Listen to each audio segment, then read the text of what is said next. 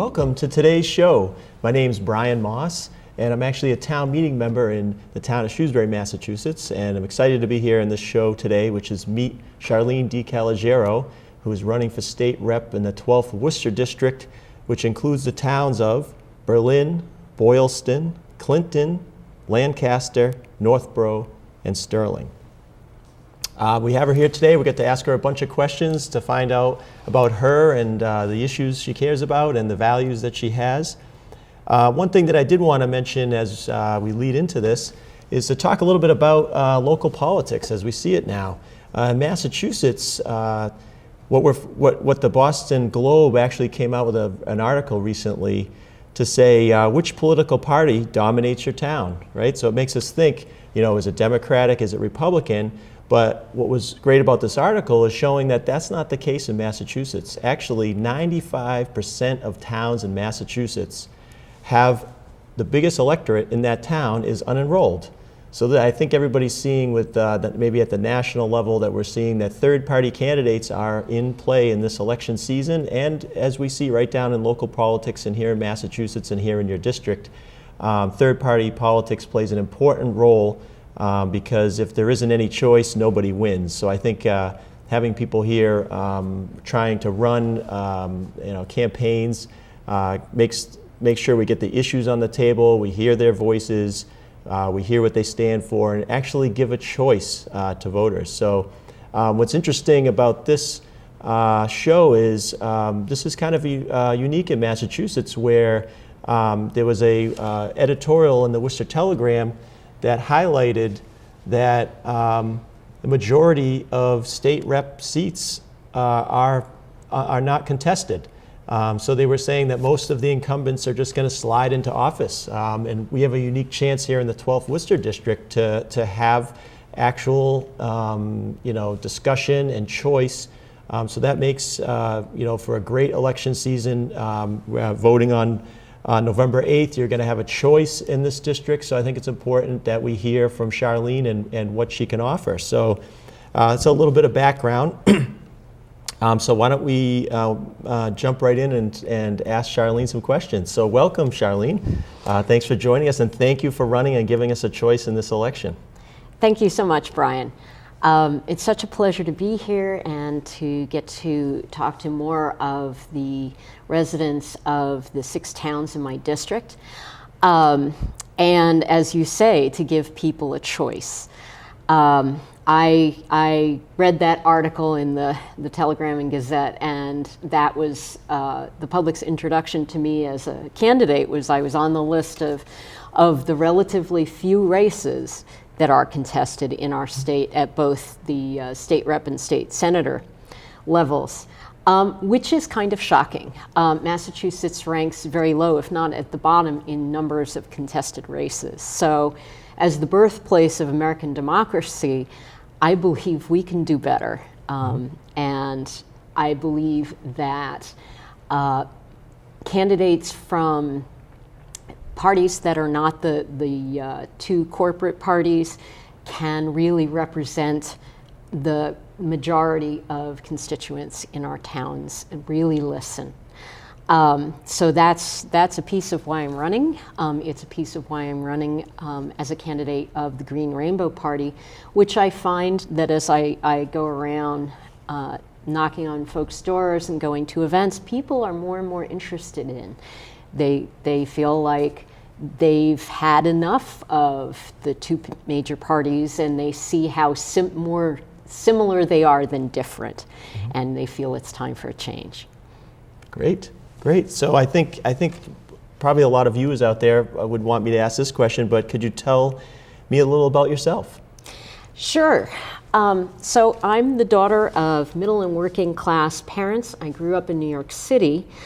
My grandparents landed here in this country as part of the great immigration wave of the turn of the last century. And my parents experienced both the Depression and World War II. So they know what it's like to have hard times, and to some extent I absorbed that from them, and also their hopes for me, as for so many parents, that their children will experience a more peaceful world, a more prosperous world where their children will do better than they did economically and be able to participate fully in society. I grew up in the 60s and 70s, so I'm kind of at the tail end of the baby boomer generation, when people commonly had expectations for good education, decent jobs, and again, generally to be able to do better than their parents did. I also learned from paying attention to the news and to young people who were maybe 10 or 15 years older than I was, that there's an important place in our democracy for protest, especially when people feel like their government is no longer paying attention to them and has gone astray. So I moved to Massachusetts over 15 years ago. I love the state. I love the variety of the city and beautiful rural historic countryside. And I've lived in Berlin, Mass for over 7 years now. In terms of my career, I have spent most of my life trying to live out my values, both during my workday and outside of work. For work, I have mostly helped higher education and nonprofits find grants and contracts to provide children and adults with better literacy education, to use tools to help people advocate for themselves and their families, and thus to help themselves get better health care, responsive social services, and to be able to advocate for themselves in other public institutions such as the legal system. Another area I have studied in and worked in is conflict resolution, where I also helped research better ways of resolving conflict among individuals, families, organizations, and the like. I feel contributed in a lot of ways in those areas, although I feel like in the last 30 years or so, we've had a lot of our public institutions steadily eroded. Mm-hmm. Great. Well, I mean, that shows you have a lot of experience, and you've been helping a lot of people along the way. It seems like you've put people first. But what made you decide to run for office? Why take it to that next level? Right. So, as I said, I've been feeling like we've been losing ground for the last 30 years since I was a young person. When there's less and less money for public education, for people who are having a hard time to get help, for people to get the most basic health care, that didn't used to be a struggle when I was growing up. I kept feeling like, I'm working as hard as I can to do the right thing, but it feels like we're losing ground because people with money and power are gaming the system. So, and of course, trying to do all the different things that I've done in the community, friends and colleagues have sort of said from time to time, well, why don't you think about running for office? You could really make a difference. So, I thought about it on and off, and I saw how, more and more people are concerned about skyrocketing income inequality. I've seen how the minimum wage, which used to be a living wage, is now a starvation and a homelessness wage. And, healthcare and higher education have become a luxury almost out of reach for ordinary working people. I thought, I've got to do more. Mm-hmm. So, and at the same time, I also remember I'm somebody who's really interested in history, and I keep thinking about how some of the poorest, most oppressed people in our country defeated slavery. Ordinary people, many of them immigrants like my grandparents, unionized for living wages and a 40-hour work week. And ordinary people won Social Security, Medicare, and so many of the social safety nets that have been increasingly torn away. And I kept saying, come on, some of us have lived through better.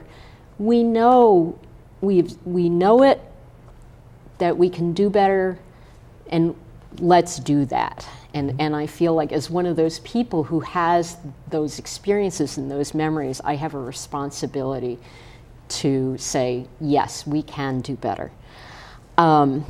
So I've been even active in electoral politics as somebody who's worked for campaigns and issues.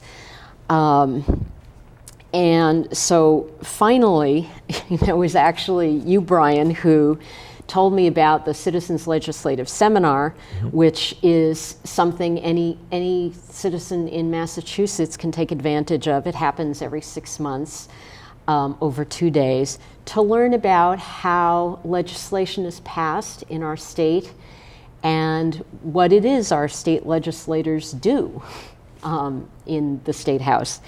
And after 2 very intense days, I felt comfortable in the State House. I felt comfortable talking to our representatives, and I said, okay, I now understand something about how this works, what these jobs are about. And I said, yeah, ordinary human beings do this job, and I can too. And so that's why I'm running to be state representative for the 12th Worcester District. Great, great. And I heard a couple of things that resonated with me. One of them is money's influence on politics. I heard you talk about the corporate parties. So we have the Democratic and Republican parties, which are being referred to now as the established corporate parties, taking a lot of donations from corporations, having a lot of influence by corporations, not necessarily people. So I know that's something that I'm keeping my eye on. So, but I did notice that for yourself, that you have limited contributions to your campaign to $100 per person per year, but you could be, and others are, the legal limit in Massachusetts is $1,000. So what made you decide to kind of pull that back and limit the donations that you receive? This is the issue of big money in politics and government is one of the great shared concerns that I've seen among people as I've talked to people before I started campaigning and now. Last year I was involved in collecting signatures for a state amendment to our state constitution saying that corporations are not people and can be regulated and that money is not speech.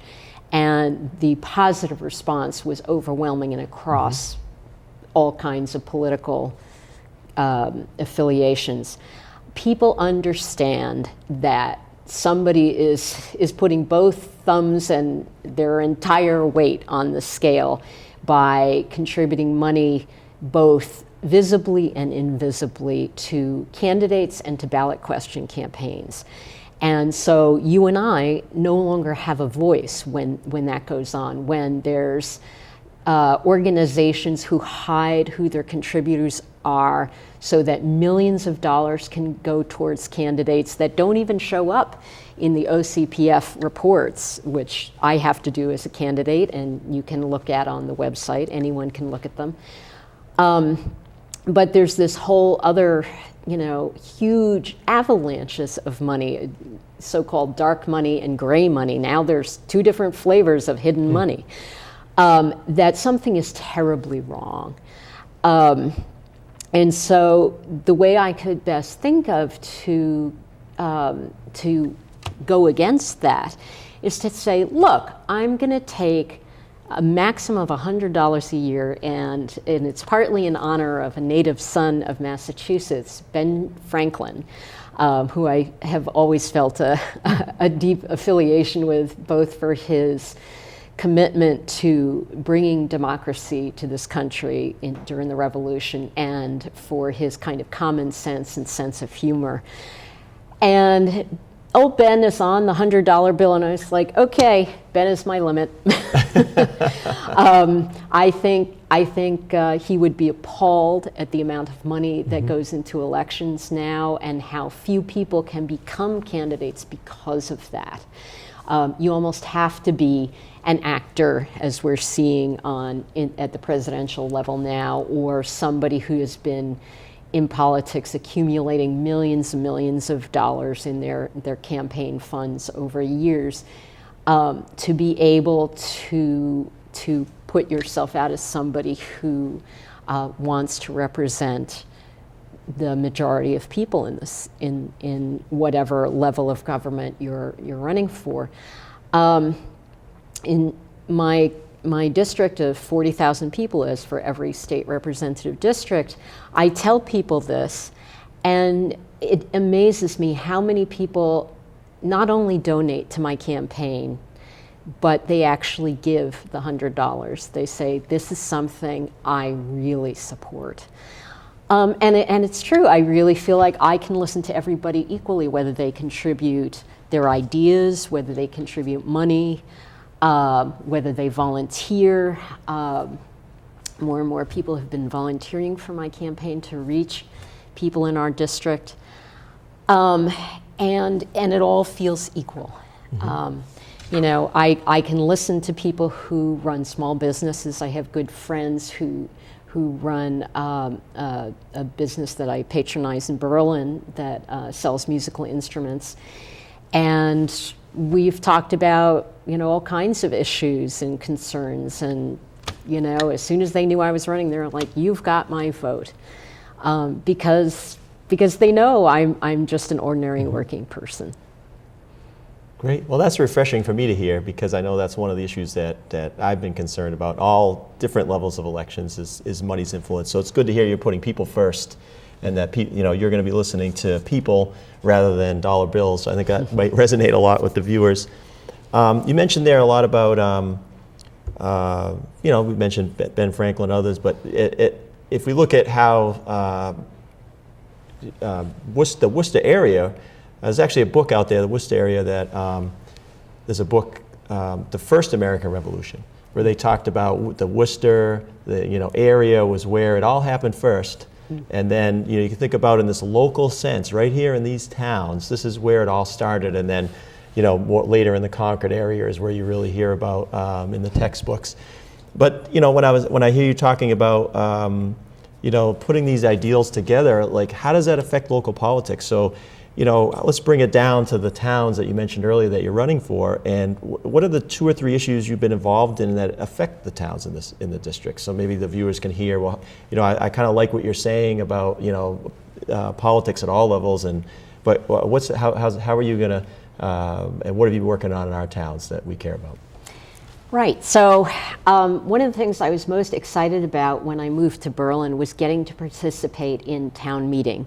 I am a regular attendee. I speak at meetings when I think there's an issue that needs a different voice, or a voice in support of maybe people who would otherwise not be able to speak.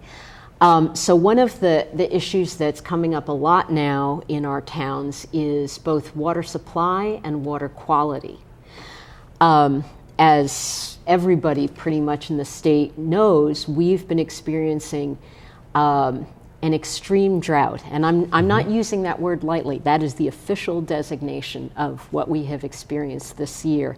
Our town meeting was in May, before the state started issuing drought alerts on a statewide basis, and we were discussing how to protect our water supply in Berlin by potentially creating more of a zone around our wetlands and streams to protect that water. And people were objecting for various reasons, that it would deprive them of the right to use their land as they see fit. And I got up and I said, number that you should know about is that in 2015, remember the snows of 2015, over my head, literally. And we thought, great, this is going to recharge our water supply.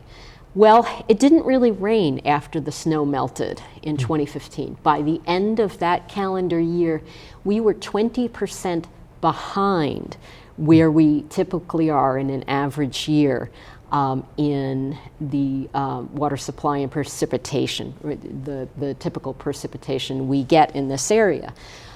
So that was end of 2015. In May, we had still not had significant rain, and obviously during the summer, people saw their lawns and gardens go brown,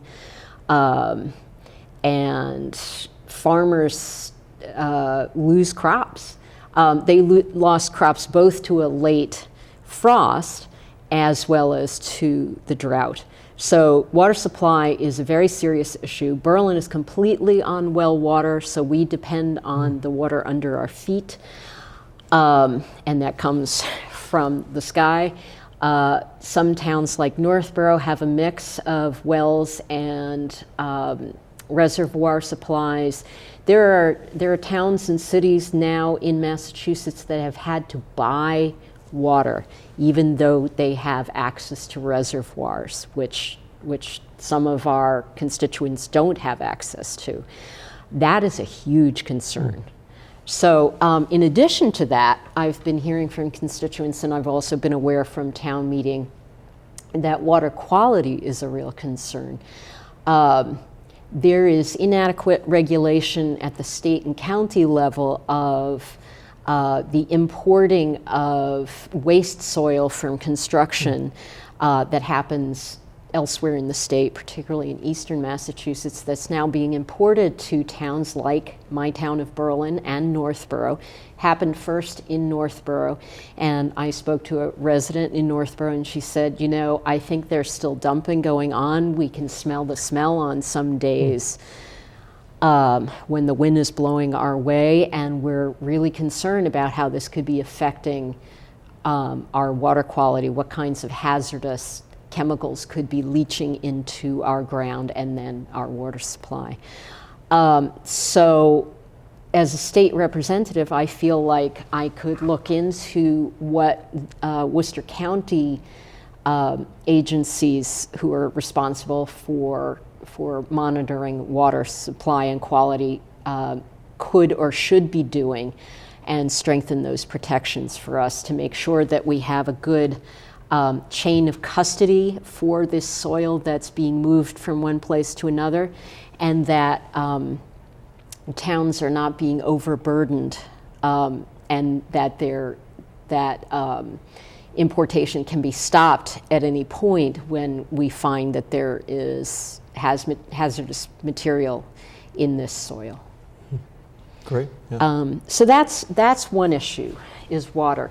Another issue is predatory lending. Student loan debt comes under that heading, I think, as well as foreclosures. I've been very active on working to help people who very likely were illegally foreclosed in the last 10 or so years since the financial crisis, which ordinary people were blamed for, and which never ceases to amaze me, that somehow we forced the banks to give us subprime mortgages with incomprehensible pages and pages of small print clauses that basically were written to make sure that many people would lose their homes. Hundreds of thousands of people, 1 million people or more, actually might have even been 5 million people nationwide lost their homes in the first year into the financial crisis, and that's many tens of thousands here in Massachusetts who were foreclosed on. Not knowing their rights, not being given a chance to defend themselves from these foreclosures, often from businesses that couldn't even prove that they had a legal right to foreclose on these people. It is absolutely appalling. It is one of the most basic constitutional rights a person has, is the right to due process for the taking of their property, and our people have been deprived of that right. I work with the Massachusetts Alliance Against Predatory Lending as a volunteer on their steering committee.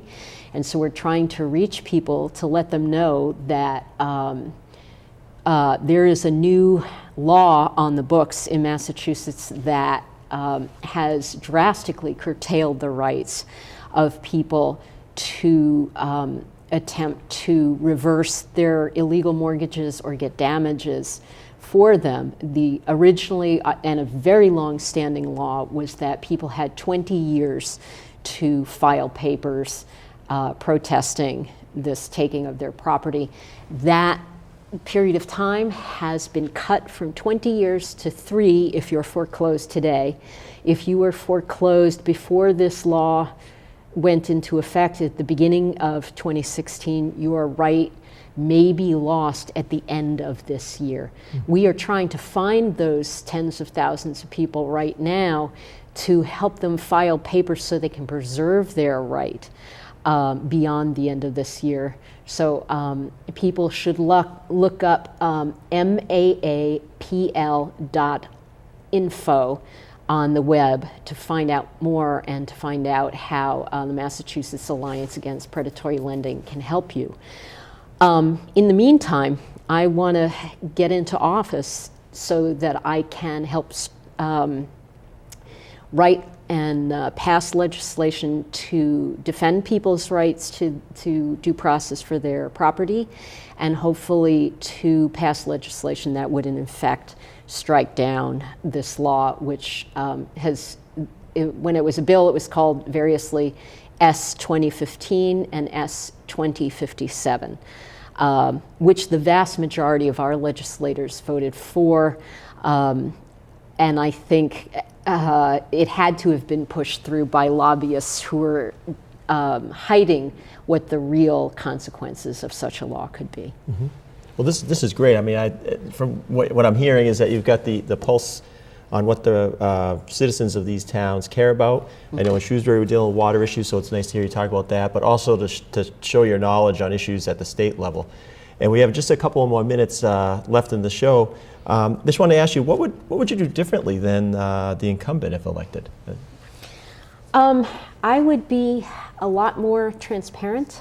I would be communicating a lot more with the people of our 6 towns, and with people in the larger area who, of course, we're all affected by legislation that gets passed, or a lot of the legislation that gets passed at the state level.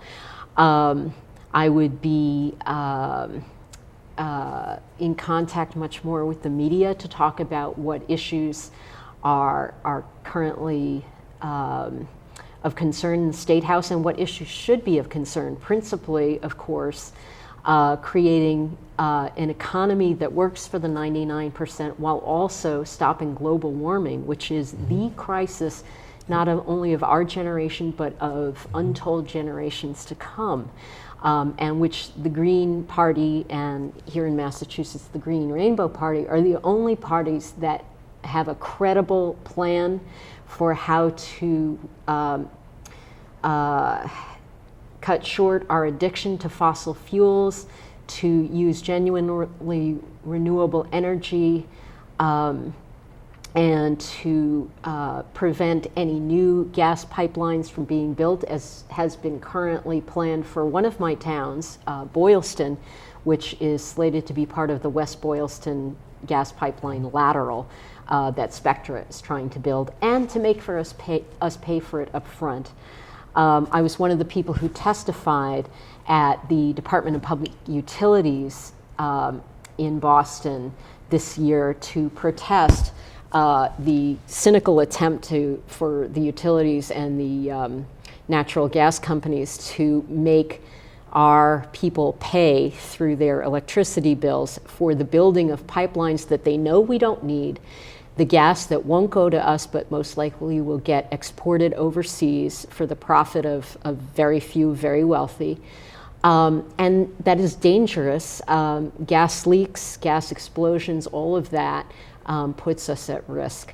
So I have been active on these issues. I can do even more if people vote to put me in office as a new, energetic, responsible, transparent voice for the people of our towns.